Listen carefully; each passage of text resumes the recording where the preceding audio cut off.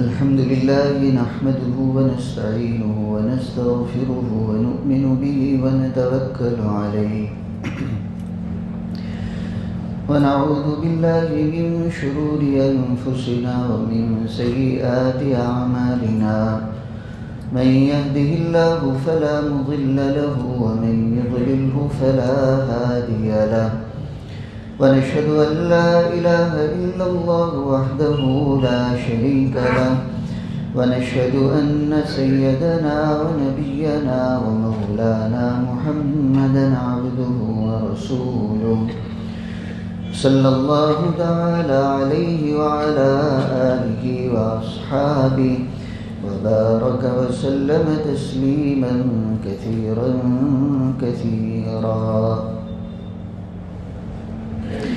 أما بعد فأعوذ بالله من الشيطان الرجيم. بسم الله الرحمن الرحيم. ولكن الله حبب إليكم الإيمان وزينه في قلوبكم وكره إليكم الكفر والفسوق والعصيان. وعن أبي هريرة رضي الله تعالى عنه قال قال رسول الله صلى الله تعالى عليه وسلم إذا عظمت أمتي الدنيا نزعت منها هيبة الإسلام وإذا تركت الأمر بالمعروف والنهي عن المنكر حرمت بركة الوحي وإذا تسابت أمتي سقطت من عين الله أو كما قال عليه الصلاة والسلام. صدق الله العظيم وصدق رسوله النبي الكريم ونحن على ذلك من الشاهدين والشاكرين والحمد لله رب العالمين.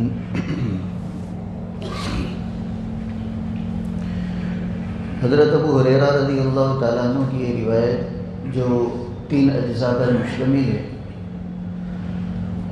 گزشتہ 2 جمعوں میں ان میں سے 2 جملوں سے متعلق اور 2 اجزاء سے متعلق گفتگو ہو گئی. پوری حدیث کا ترجمہ یہ نبی اکرم صلی اللہ تعالیٰ علیہ وسلم ارشاد فرماتے ہیں کہ جب میری امت دنیا کو عظیم سمجھنے لگے گی، اپنا مقصد بنانے لگے گی، ضرورت کے بجائے اپنی منزل سمجھنے لگے گی، تو اللہ تعالیٰ اس کے دل سے اسلام کی ہیبت کو نکال دیں گے. اس کے 2 معنی بتائے گئے. دنیا میں بھی ہم دیکھتے ہیں جو ارباب وجاہت ہو، ارباب کمال ہو، اصحاب منصب ہو، ہر ایک کی کوئی نہ کوئی پہچان ہوتی ہے. جب تک وہ اپنی پہچان کو باقی رکھے اس کی عظمت اور اس کی تعظیم کی جاتی ہے، اور جب وہ صاحب وجاہت، صاحب کمال، صاحب منصب اپنی پہچان ہی کو چھوڑ دے تو پھر لوگوں کے دلوں سے بھی اس کی عظمت اور اس کی تعظیم نکال دی جاتی ہے. بس اسی طرح سمجھیے یہ امت جس کو اللہ تعالیٰ نے بہت اونچا مقام دیا ہے، دنیا میں جتنی امتیں آئی سب سے بڑھ کر، سب سے فضیلت والی، سب سے خیر والی اس امت کو قرار دیا گیا. اس کی بھی ایک خاص پہچان نبی اکرم صلی اللہ تعالیٰ علیہ وسلم نے بتائی تھی کہ میری امت کی خاص پہچان یہ ہے کہ میرا امتی دنیا سے دل نہیں لگائے گا، دنیا کو اپنا اصلی مقصد نہیں سمجھے گا، آخرت کی طرف رغبت رکھے گا اور ہمیشہ رہنے والے مکان کی یہ فکر کرے گا. یہ تھی اس کی پہچان. جب مسلمانوں نے اپنی اس پہچان کو کھو دیا تو جو نتیجہ ہونے والا تھا، نکلنے والا تھا، وہ نکلا کہ خود ان کے دلوں سے اسلام کی عظمت نکال دی گئی. آج کتنے مسلمان ہیں جن کو اسلام کا، اسلامی احکام کا، اس کے حلال اور حرام کا کوئی لحاظ اور کوئی پاس نہیں. معلوم ہے کہ یہ ناجائز ہے، یہ گناہ کا کام ہے، یہ اللہ اور اس کے رسول کو ناراض کرنے والا ہے، لیکن دھڑلے سے کیا جاتا ہے. اسلام کا جو مقام تھا، اسلام کی جو عظمت تھی کہ خیر القرون کے زمانے میں جب یہ معلوم ہو جاتا کہ یہ کام اللہ اور اس کے رسول کی ناراضگی کا ذریعہ ہے تو وہ لوگ کانپ جاتے تھے کہ اس کے نتیجے میں اللہ تعالیٰ ناراض ہوں گے. اتنی عظمت تھی اللہ کی اور اس کے رسول کی، دین اسلام کی. تو آج جو بہت سے لوگ اسلام کی اس عظمت سے جو محروم ہوئے ہیں، اس کا بہت بڑا سبب نبی اکرم صلی اللہ تعالیٰ علیہ وسلم فرماتے کہ انہوں نے دنیا کو وہ مقام دے دیا جو اس کا نہیں تھا۔ دنیا کی عظمت، دنیا کی بڑائی، دنیا کی سجاوٹ ان کو اتنی بھا گئی کہ آخرت کا خیال نہیں آتا۔ خیر، اس سے متعلق اور بھی تفصیلات ہو چکی ہیں۔ دوسرا نمبر یہ تھا کہ جب میری امت امر بالمعروف کو چھوڑ دے گی اور نہی عن المنکر کو چھوڑ دے گی، بھلی باتوں کا حکم کرنا چھوڑ دے گی اور بری باتوں سے روکنا چھوڑ دے گی، تو پھر وہی کی جو برکت ہے اس سے محروم کر دی جائے گی۔ ہمیں تو اس امت کو تو خیریت کا لقب ہی اس لیے ملا تھا کہ تأمرون بالمعروف وتنہون عن المنکر، تم بہترین امت ہو اس لیے کہ تمہارا کام بھی بہت بہتر ہے۔ تم صرف یہ نہیں کہ اچھے کام کرتے ہو اور برائی سے روکتے ہو، یہ تو کرتے ہی ہو، لیکن اس کے ساتھ ساتھ دوسروں کو بھی بھلی باتوں کا حکم کرتے ہو اور دوسروں کو بھی بری باتوں سے روکتے ہو۔ یہ اتنا عظیم الشان کام ہے اور اللہ تعالیٰ کے یہاں اتنا پسندیدہ ہے کہ اس امت کے اس فریضے کی بنیاد پر اس کو خیر الامم کا لقب دیا گیا۔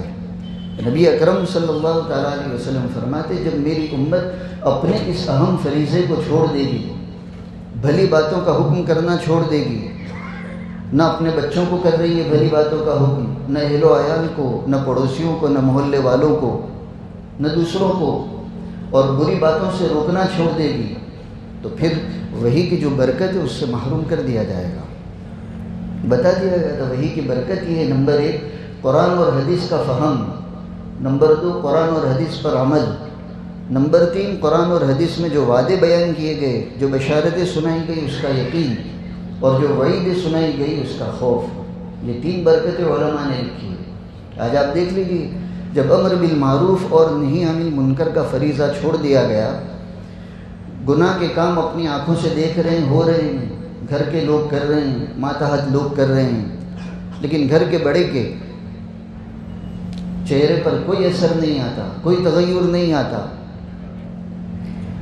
تو وہی کی جو برکت تھی اللہ تعالیٰ نے اس سے محروم کر دیا۔ آج قرآن اور حدیث کو سمجھنے والے کتنے ہیں، قرآن اور حدیث پر عمل کرنے والے کتنے ہیں، اور جو بشارتیں سنائی گئی اس کا یقین کتنوں کو ہے، اور جو وعیدیں سنائی گئی اس کا خوف کتنوں کو ہے۔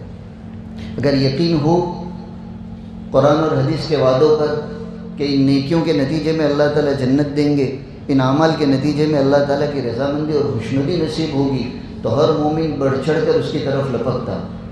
خوف ہوتا تو کیا گناہ کے کام کی جرت ہوتی؟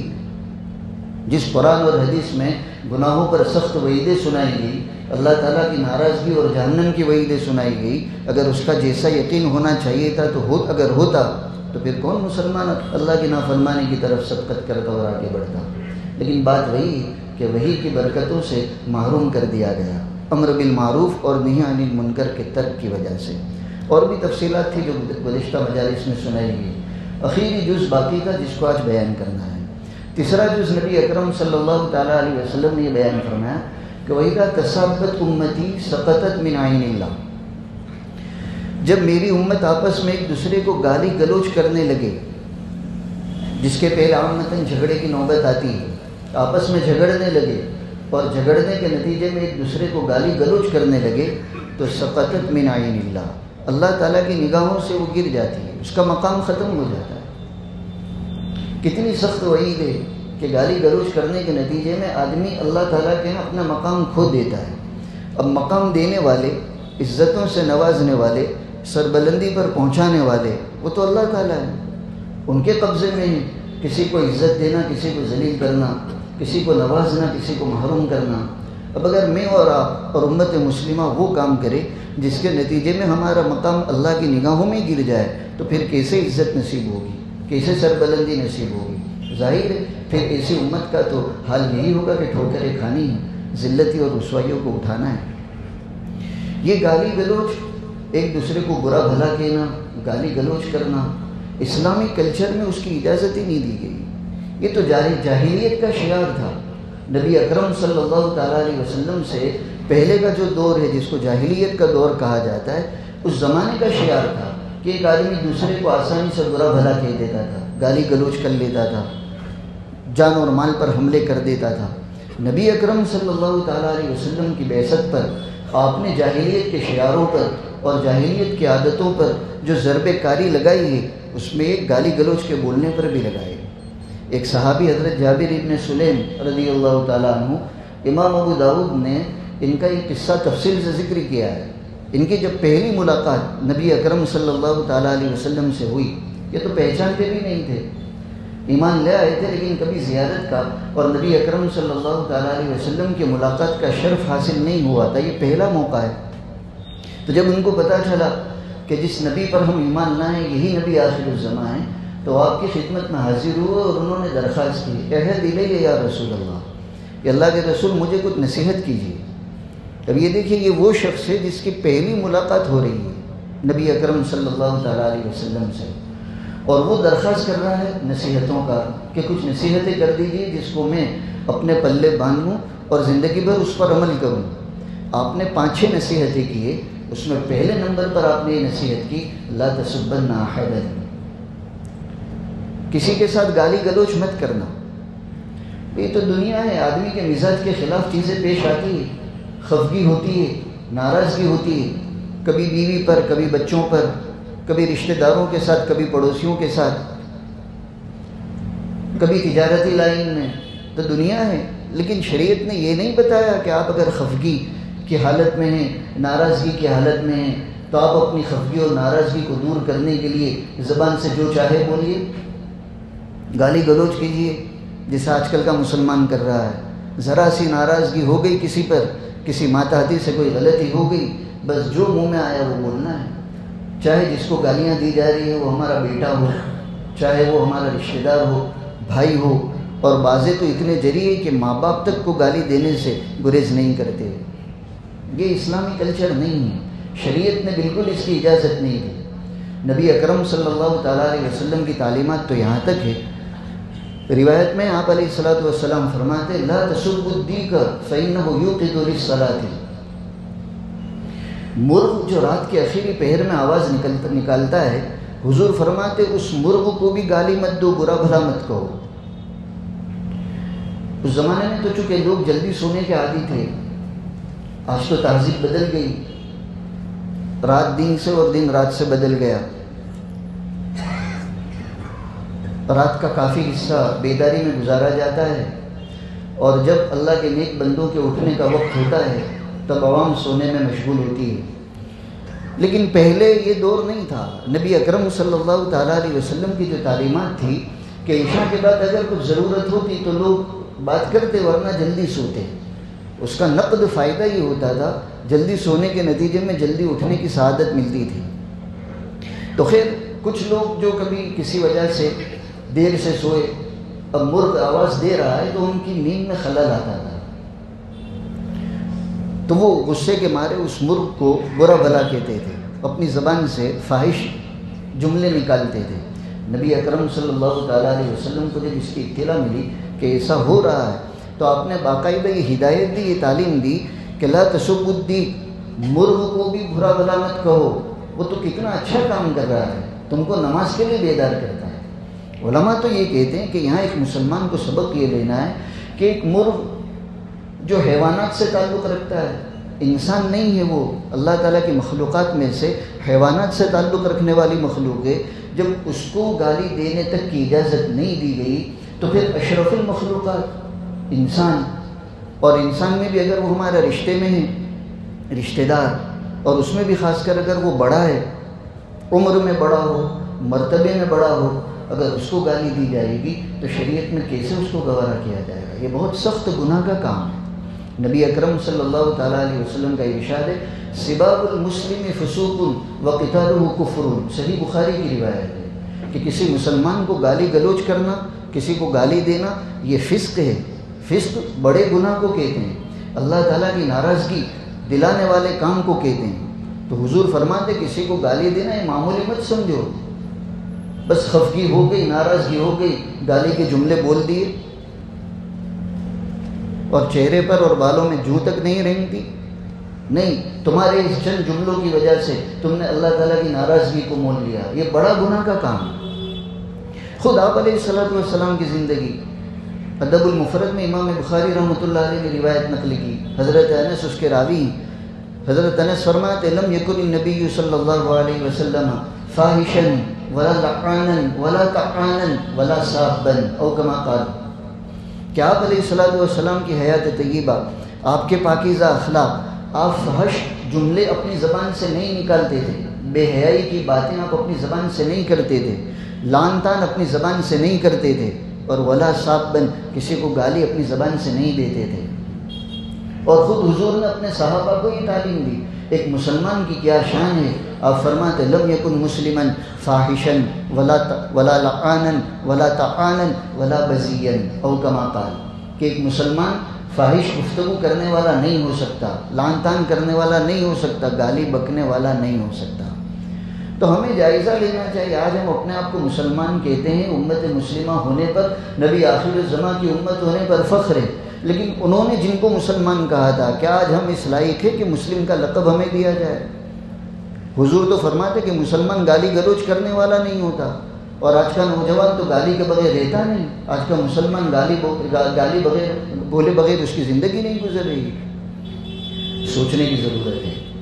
ہمارا اسلاف وہ تھے، اور نبی اکرم صلی اللہ تعالیٰ علیہ وسلم کی تعلیمات کا اثر یہ تھا کہ اگر ان کے بارے میں کوئی ناشائستہ گفتگو بھی کی جاتی، ان کو برا بھلا بھی کہا جاتا، اور ان تک وہ باتیں پہنچتی بھی تھی، تو وہ انتقامی کارروائی کرنے کے بجائے، گالی کا جواب گالی سے دینے کے بجائے اپنے آپ کو تسلی دے دیا کرتے تھے، اور اس انداز میں تسلی دیتے تھے جس کی نبی اکرم صلی اللہ تعالیٰ علیہ وسلم نے تعلیم دی۔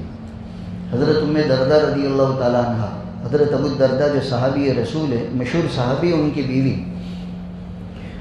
ان کے پاس ابراہیم ابن ابی علبہ آئے اور کہنے لگے کہ عبد الملک ابن مروان، یہ بنو امیہ کی خلافت کا دور تھا، اور عبد الملک اسلامی بادشاہ تھا، تو اس نے آ کر ام درداء رضی اللہ تعالیٰ عنہ سے شکایت کی کہ بادشاہ کے دربار میں فلاں آدمی نے آپ کے بارے میں یہ بری بھلی باتیں کہی ہیں۔ گویا اس کا مقصد یہ تھا کہ آپ بھی کوئی جوابی کارروائی کریں، جیسے آج کل ہم یہی کرتے ہیں۔ دیکھیے انہوں نے کیا جواب دیا۔ انہوں نے کہا اگر بری بھلی باتیں اس نے کہی ہے تو ہمیں برداشت کر لینا چاہیے، اس لیے کہ ہمارے بارے میں بہت سی بھلی باتیں بھی کہی جاتی ہے جو ہم میں نہیں ہوتی، وہ تو ہم سن لیتے ہیں، اور اگر بری بات کہی گئی جو ہم میں نہیں ہے تو اس کو سن لینے میں کیا حرج ہے۔ اپنے آپ کو اس طرح تسلی دے لیتے تھے، یعنی کوئی برا سلوک ہوتا، کوئی بری کارروائی کی جاتی، اگر ان کے بارے میں برا بھلا کہا جاتا، تب بھی جوابی کارروائی میں وہ برا بھلا کہنے کے روادار نہیں تھے، اپنے آپ کو اس طرح تسلی دیتے تھے۔ اگر اس نے برا کہا بھی ہے، ہمارے بارے میں گالیاں بکی بھی ہے، تو ہمیں سن لینا چاہیے، اس لیے کہ جب ہمارے بارے میں اچھائیاں کہی جاتی ہے جو ہم میں نہیں ہوتی تو ہم سن لیتے ہیں۔ ہمارے اکابر میں حضرت گنگوئی رحمۃ اللہ علیہ، بہت سنے نام سنا ہے، سرخیل ہے ہمارے سلسلے کے، اخیری عمر میں حضرت نابینا ہو گئے تھے، جو خطوط آتے تھے نہ خود پڑھ سکتے تھے نہ جواب خود دے سکتے تھے۔ حضرت شیخ مولانا زکریا صاحب رحمۃ اللہ علیہ، جن کی فضائل کی تعلیم ہم پڑھتے ہیں سنتے ہیں، ان کے جو والد تھے مولانا یحییٰ صاحب، حضرت جی مولانا الیاس صاحب رحمۃ اللہ علیہ کے بڑے بھائی، وہی خدمت میں رہتے تھے، اور اخیر عمر میں حضرت کے نابینا ہونے کے بعد تو مستقل اپنے آپ کو انہوں نے حضرت کی خدمت کے لیے وقف کر دیا تھا، اور حضرت کہا کرتے تھے میرے بڑھاپے کی لاٹھی مولانا یحییٰ صاحب کے بارے میں۔ تو خطوط آتے تھے تو یہی پڑھنے کا بھی کام کرتے تھے، حضرت کو سناتے تھے، اور جو جواب دینا ہوتا تھا حضرت بولتے تھے اور یہ جواب لکھتے تھے۔ اب اس زمانے میں بھی مخالفین تھے، خاص کر وہ لوگ جو اپنے آپ کو محبین کہتے ہیں، انہوں نے کفر کا فتویٰ بھی لگایا تھا۔ دنیا میں اسے الٹی گنگا پہلے سے بہتی آ رہی ہے، عاشق رسول لوگوں کو بھی عداوت رسول کا لقب ملا ہے۔ خیر، تو مخالفین جو آپ کے بارے میں لعن طعن کرتے تھے، کفر تک کی باتیں کہتے تھے، ان کے خطوط آتے تھے گالیوں سے بھرے ہوئے۔ کبھی کبھی حضرت مولانا یحییٰ صاحب سناتے تھے، لیکن ان کا دل نہیں چاہتا تھا، چونکہ وہ تو مقام سے واقف تھے، اور یہ ان خطوط میں سوائے گالیوں کے کچھ نہیں ہوتا تھا۔ تو کچھ دن ہو گئے، انہوں نے اس طرح کے خطوط سنانا بند کر دیا۔ تو کچھ دنوں کے بعد حضرت گنگوئی رحمۃ اللہ علیہ نے کہا مولوی یحییٰ، بہت زمانہ ہو گیا کہ ہمارے دوستوں نے ہمیں یاد کرنا چھوڑ دیا، یعنی وہ اس طرح کے خطوط سننے میں نہیں آ رہے ہیں، کیا بات ہے؟ یعنی انہوں نے ہمیں یاد کرنا چھوڑ دیا۔ کہا نہیں حضرت، خطوط تو کثرت سے آتے ہیں، لیکن اس میں برا بھلا لعن طعن گالی گلوچ کے سوا کچھ نہیں ہوتا. میری ہمت نہیں ہوتی کہ میں ایسے خطوط آپ کو پڑھ کر سناؤں. حضرت نے جواب دیا نہیں بھائی پڑھ کر سنایا کرو، اس لیے کہ دو فائدے ہیں. اس میں جو لعن طعن یا بری باتیں ہماری طرف منسوخ کی گئی ہے ہم اپنا جائزہ لیں گے، کہیں ایسا تو نہیں کہ جو اندر لکھا ہے وہ ہم میں ہیں، اگر ہو تو ہم اس کی اصلاح کریں گے. اور نمبر دو کہ بہت سے لوگ ہماری تعریفیں بھی تو کرتے ہیں، القابات سے نوازتے ہیں، اعزازات سے نوازتے ہیں، اور ہم سمجھتے ہیں کہ ہم ان القاب کے لائق نہیں ہیں، پھر بھی ہم ان تعریفوں کو اور القاب کو سن لیتے ہیں. تو جس طرح ہم بیجا تعریف کو سننے کے روادار ہیں، اگر اس طرح کی گالی گلوچ اور بیجا جملے لکھے گئے ہیں اس کو بھی سننے کا مزاج ہونا چاہیے. یہ ہے تعلیمات نبوی صلی اللہ تعالیٰ علیہ وسلم کا اثر اور اس کی تربیت. آج ہمیں اس معاشرے میں بہت زیادہ اس کی فکر اور نوٹس لینے کی ضرورت ہے. بہت سو کا مزاج گالی گلوچ کا ہے، غصے میں آئے تو گالی، اور بعضوں کا تو تکیہ کلامی گالی ہے، بلا وجہ بھی بول رہے ہیں. اس کو معمولی نہ سمجھا جائے، یہ بڑی خطرناک چیز ہے، بڑا گناہ ہے. علماء نے لکھا ہے احتیاط کرنے کی ضرورت ہے. اللہ نہ کرے اگر یہی تکیہ کلام بنا ہوا رہا، زندگی بھر اسی کی عادت رہی گالی کے ساتھ جملے بولنے کی، تو کہیں اخیر وقت میں جب زبان سے کلمہ پڑھنے کی ضرورت پیش آئے گی، اللہ نہ کرے یہ عادت اس وقت رکاوٹ نہ بن جائے. اللہ تعالی ہم سب کی حفاظت فرمائے اور نبی اکرم صلی اللہ تعالیٰ علیہ وسلم کی ان تعلیمات پر عمل کرنے کی توفیق عطا فرمائے. وآخر دعوانا الحمدللہ.